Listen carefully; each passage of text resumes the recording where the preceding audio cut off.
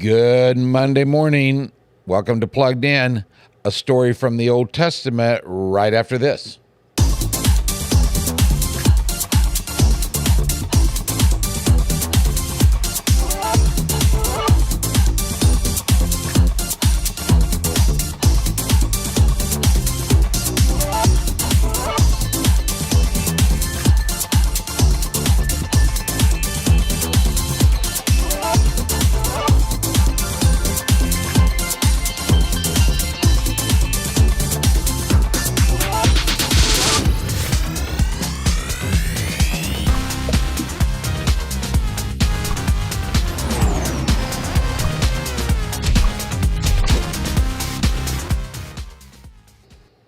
Good morning. I asked Pete this question. Is it hot where you're at? His reply was, it's humid. Yeah, it's that and then some. Oh, folks, be careful out there. I have a story that I need to read for you. I know the story a little bit, but I don't have it fully memorized. So I want to read for you a story out of Genesis 13 as part of really our thought for today and for this week. This is the story of where Abram and Lot are on their way to eventually, God's going to give him a great land that is Canaan, but he and his people. But Abram and Lot come to a spot where they have to make a decision of which way to go. And we'll let the story speak for itself. So Abram went up from Egypt to the Negev with his wife and everything he had, and Lot went with him. And just in case you're not familiar, Abram will then change his name to Abraham. His wife is Sarai, which later she'll make it Sarah. Lot is Abram's nephew. So this was a family journey. Abram had become very wealthy in livestock and in silver and gold. From the Negev, he went up from place to place until he came to Bethel, to the place between Bethel and Ai, where his tent had been earlier, and where he had first built an altar. There Abram called on the name of the Lord. Now Lot, who was moving about with Abram, also had flocks and herds and tents. Both men have been blessed material-wise, possession-wise. But the land could not support them while they stayed together, for their possessions were so great that they were not able to stay together. And quarreling between Abram's herders and Lot's broke out. The Canaanites and the Perizzites were also living in the land at that time. So Abram said to Lot, let's not have any quarreling between you and me, or between your herdsmen and mine, for we are close relatives. Is not the whole land before you? Let's part company.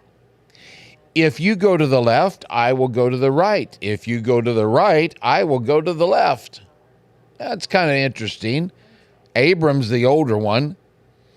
You would have thought seniority ruled, but Abram decided to let Lot choose. And maybe part of that was because he knew what Lot would do. But here's how it plays out.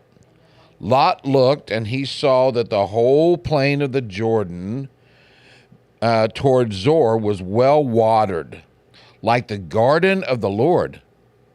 He's referring to the Garden of Eden. It was beautiful, like the land of Egypt. This was before the Lord destroyed Sodom and Gomorrah. So Lot chose for himself the whole plain of the Jordan, and he set out toward the east. The two men parted company. Abram lived in the land of Canaan, while Lot lived in the cities of the plain, and he pitched his tents near Sodom. Now the people of Sodom were wicked, and were sinning greatly against the Lord.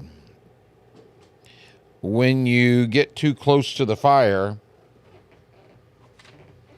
when you play with fire, you can get burned.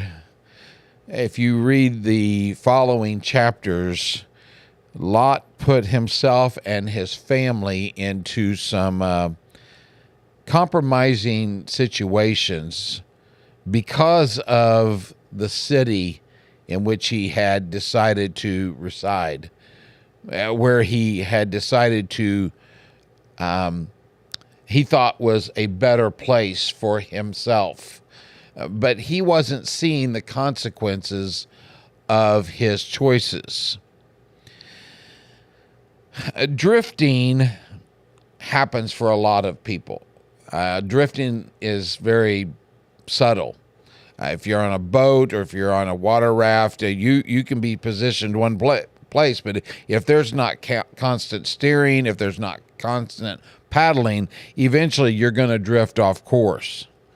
And some people simply just drift through life.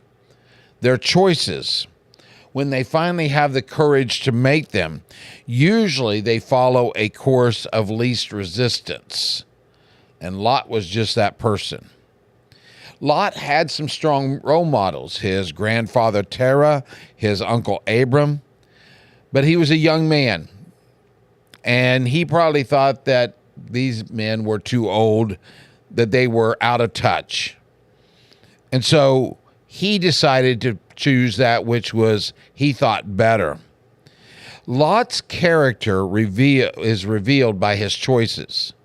He took the best share of the land, even though it meant living near a city of Sodom. Good pasture and available water seemed like a wise direction, but what Lot failed to comprehend was the wickedness and the temptations that lived in Sodom. Now, as it turns out, God is going to destroy Sodom and Gomorrah. God is going to spare Lot and his family. But God is also going to give a warning. When you leave the city, do not turn back. Well, his wife turned back, and she turned into a pillar of salt. Lot and his daughters were spared. Lot didn't make some very good choices. But Lot is not a terrible person. In fact, in 2 Peter chapter 2, he's referred to as a righteous man. That's why he was spared. That's why he was saved. That's why the guardian angels, so to speak, coaxed him and got him to leave that city. But think of all that he could have been if he wouldn't have chose to live too close to the fire. And so for this week's lesson, this week's thought basically is this.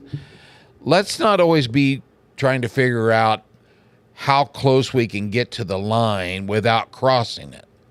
How about we just not go to the line at all? Something to think about. Thank you for watching each week. Like and share. I'll see you again next week on Plugged In.